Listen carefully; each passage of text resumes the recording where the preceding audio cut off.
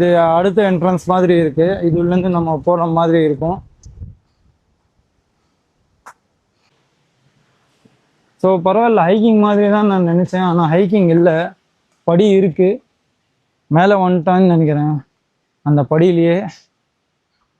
So தாராளமாக வரலாம். அந்த ஹைக்கிங்கை பற்றி பயப்பட வேண்டிய அவசியம் இல்லை.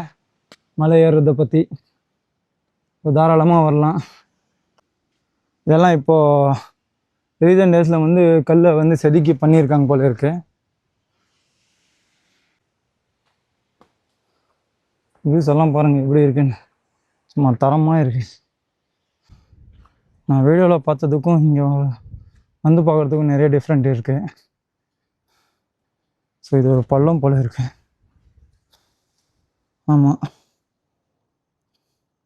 சின்ன பள்ளம் தான்.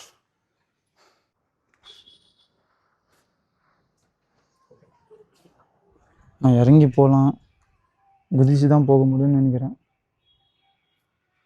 இப்படி இருக்கு பாருங்கள் வியூஸ். ஓகேங்க.